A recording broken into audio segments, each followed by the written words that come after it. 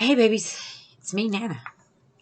We're going to read today Beezus and Ramona, and this is chapter 4, Ramona and the Apples. Let's see what happens with Ramona and the apples. Alright, let's go. Mother, I'm home, Beezus called as she burst into the house one afternoon after school. Mother appeared wearing her hat, and coat, and carrying a shopping list in her hand. She kissed Beezus. How was school today, she asked. All right, we studied about Christopher Columbus, said Beezus. Did you, dear, said Mother absent-mindedly. I wonder if you'd mind keeping an eye on Ramona for half an hour or so while I do the marketing. She was up so late last night, I let her have a long nap this afternoon, and I wasn't able to go out until she woke up. All right, I'll look after her, agreed Beezus. I told her she could have 2 marshmallows, said Mother as she left the house. Ramona came out of the kitchen with a marshmallow in each hand. Her nose was covered with white powder. What's Christopher Columbus? She asked. Christopher Columbus, Beezus corrected. Come here, Ramona, let me wipe off your nose. No, said Ramona, backing away. I just powdered it. Closing her eyes, Ramona pounded one of the marshmallows against her nose. Powdered sugar flew all over her face. These are my powder puffs, she explained. Beezus started to tell Ramona not to be silly, she'd get all sticky, but then decided it would be useless. Ramona never minded being sticky. Instead, she said, Christopher Columbus is the man who discovered America. He was trying to prove that the world is round.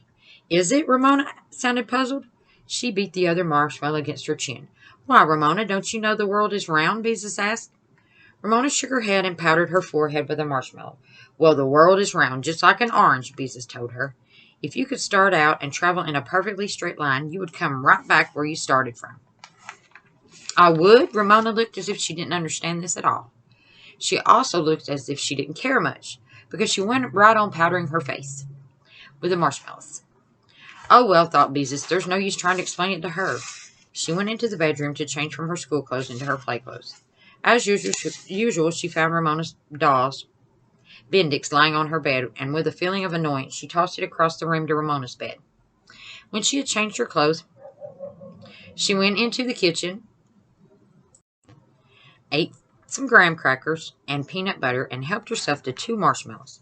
If Ramona could have 2, it was only fair that she should have 2 also.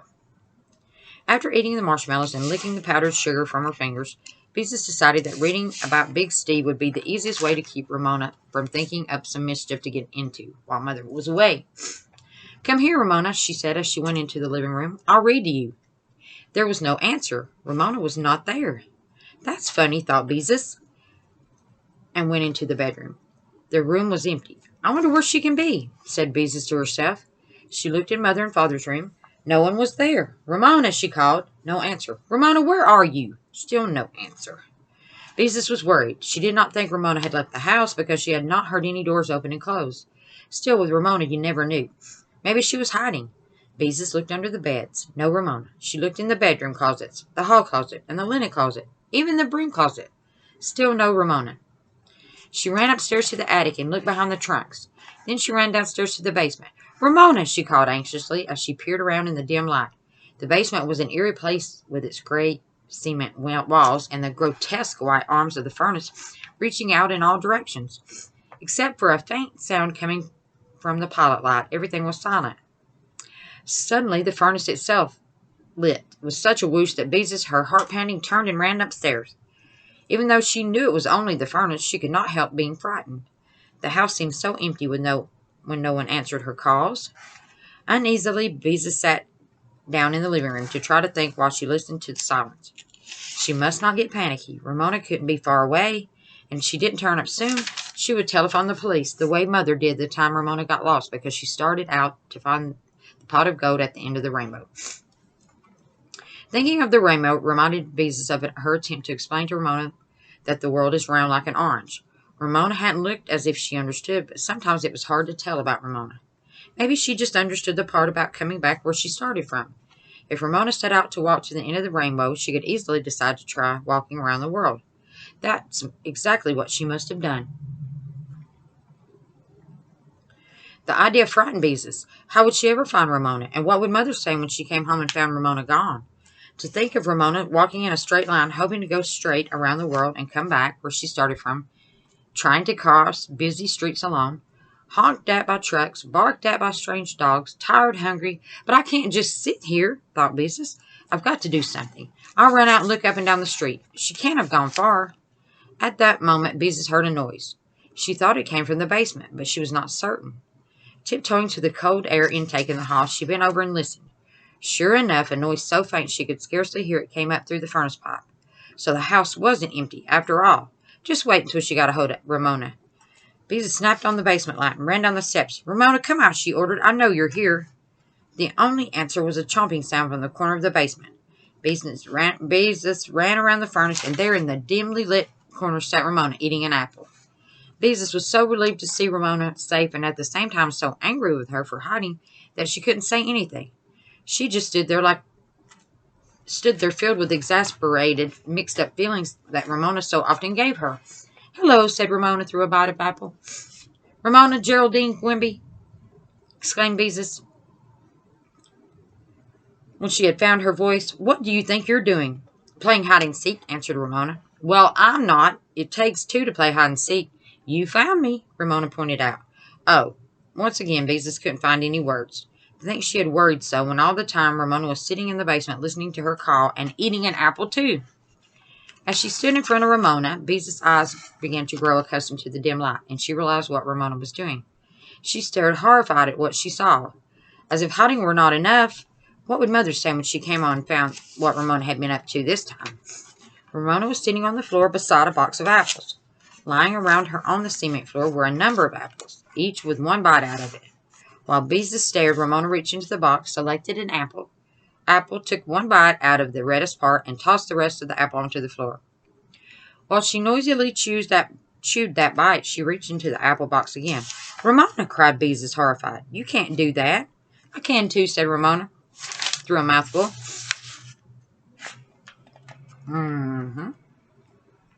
See her eating her apples. Stop it, ordered Beezus. Stop it this instant. You can't eat one bite and then throw the rest away. But the first bite tastes best, explained Ramona reasonably, as she reached into the box again. Beezus had to admit that Ramona was right. The first bite of an apple always did taste best. Ramona's sharp little teeth were about to sink into another apple when Beezus snatched it from her. That's my apple, screamed Ramona. It is not, said Beezus angrily, stamping her foot. One apple is all you're supposed to have. Just wait till Mother finds out. Ramona stopped screaming and watched Beezus. Then, seeing how angry Beezus was, she smiled and offered her an apple. I want to share the apples, she said sweetly. Oh, no, you don't, said Beezus, and don't try to work that sharing business on me. That was one of the difficult things about Ramona. When she had done something wrong, she often tried to get out of it by offering to share something. She heard a lot about sharing at nursery school. Now what am I going to do, Beezus wondered. I promised Mother I would keep an eye on Ramona, and look what she's gone and done. How am I going to explain this to Mother? I'll get scolded too. And all the apples? What can we do with them? Beezus was sure about one thing. She no longer felt mixed up about Ramona. Ramona was perfectly impossible. She snatched Ramona's hand. You come upstairs with me and be good until Mother comes back, she ordered, pulling her sister up the basement stairs. Ramona broke away from her and ran into the living room. She climbed onto a chair where she sat with her legs sticking out in front of her. She folded her hands in her lap and said in a little voice, Don't bother me. This is my quiet time. I'm supposed to be resting. Quiet times were something else Ramona had learned about at nursery school. When she didn't want to do something, she often insisted she was supposed to be having a quiet time. Beezus was about to say that Ramona didn't need a quiet time because she hadn't been playing hard and Mother had said she had already had a nap. But then she thought better of it. If Ramona wanted to sit in a chair and be quiet, let her. She might stay out of mischief until Mother came home. Beezus had no sooner sat down to work on her pot holders, planning to keep an eye on Ramona at the same time, when the telephone rang. It must be Aunt Beatrice, she thought. Before she answered, Mother and Aunt Beatrice almost always talked to each other about this time of day. Hello, darling, how are you? Asked Aunt Beatrice. Oh, Aunt Beatrice, cried Beezus. Ramona has just done something awful, and I was supposed to be looking after her. I don't know what to do. She told about Ramona's hiding in the cellar and biting into half a box of apples. Aunt Beatrice laughed. Leave it to Ramona to think up something new, she said. Do you know what I'd do if I were you? What? Asked Beezus eagerly, already feeling better because she had confided her troubles to her aunt. I wouldn't say anything more about it. Lots of time little children are naughty because they want to attract attention. I have an idea that saying nothing about her naughtiness will worry Ramona more than a scolding. Beezus thought this over and decided her aunt was right. If there was one thing Ramona couldn't stand, it was being ignored. I'll try it, she said. And about the apples, Aunt Beatrice went on, all I can suggest is that your mother might make applesauce. This struck Beezus as being funny, and as she and her aunt laughed together over the telephone, she felt much better. Tell your mother I phoned, said Aunt Beatrice. I will, promised Beezus, and please come over soon. When Beezus heard her mother drive up, she rushed out to meet her and tell her the story of what Ramona had done. She told her Aunt Beatrice's suggestion. Oh, dear, leave it to Ramona, sighed Mother. Your aunt is right. We won't say a word about it. Beezus helped her mother carry the groceries into the house. Ramona came into the kitchen to see if there were any animal crackers among the packages. She waited a few minutes for her sister to tattle on her. Then, when Beezus did not say anything, she announced, I was bad this afternoon. She sounded pleased with herself. Where are you? Remarked Mother calmly. Beezus, I think applesauce would be good for dessert tonight. Will you run down and bring up some apples? When Ramona looked disappointed at having failed to arouse any interest, Beezus and her mother exchanged smiles. I want to help, said Ramona, rather than be left out. Beezus and Ramona made 4 trips to the basement to bring up all the bitten apples. Mother said nothing about their appearance, but spent the rest of the afternoon peeling and cooking apples.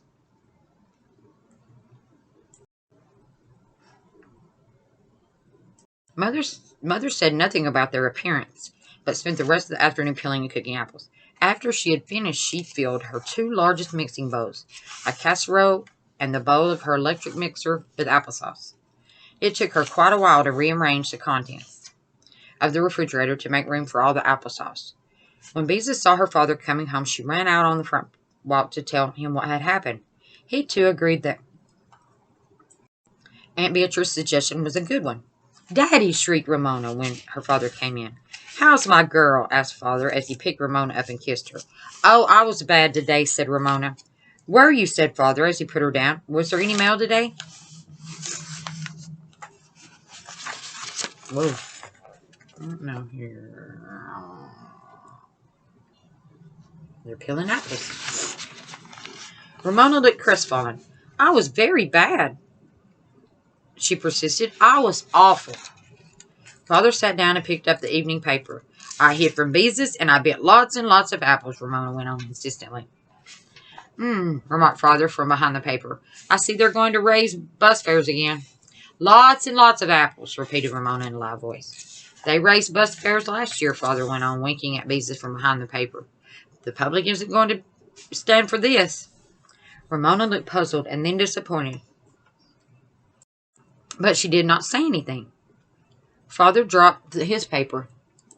Something certainly smells good, he said. It smells like applesauce. I hope so. There's nothing I like better than a big dish of applesauce for dessert. Because Mother had been so busy making applesauce, dinner was a little late that night. At the table, Ramona was unusually well behaved. She did not interrupt, and she did not try to share her carrots the way she usually did, because she did not like carrots. As Beezus cleared the table and Mother served dessert, which was fig Newtons and, of course, applesauce, Ramona's good behavior continued. Beezus found she was not very hungry for applesauce, but the rest of the family appeared to enjoy it. After Beezus had wiped the dishes for Mother, and she sat down to embroider her pot holders. She had decided to give Aunt Beatrice the pot holder with the dancing knife and fork on it instead of the one with the laughing tea kettle. Ramona approached her with Big Steve, the steam shovel, in her hand. Beezus, will you read to me? She asked. She thinks I'll say no, and then she can make a fuss, thought Beezus. Well, I won't give her a chance. All right, she said, putting down her pot holder and taking the book while Ramona climbed onto the chair beside her. Big Steve was a steam shovel. He was the biggest steam shovel in the whole city, Beezus read. Grrr, growled Big Steve when he moved the earth to make way for the new highway. Father dropped his newspaper and looked at his 2 daughters sitting side by side. I wonder, he said, exactly how long is this going to last? Mm-hmm. Oh, well, I can turn the page. Just enjoy it while it does, said Mother, who was basting patches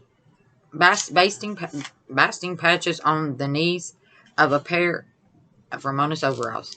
Grrr, growled Ramona. Grrr. Beezus also wondered just how long this would go on. She didn't enjoy growling like a steam shovel, and she felt that perhaps Ramona was getting her own way after all. I'm trying to like her like I'm supposed to. Anyhow, Beezus thought, and I do like her more than I did this afternoon when I found her in the basement. But what on earth will Mother ever do with all that applesauce? Okay. And that is chapter 4. The next chapter will be a party at the Queen Bee's. So we'll see what happens at the party. Well, I hope you liked that story. And then I'll talk to you later. I love you.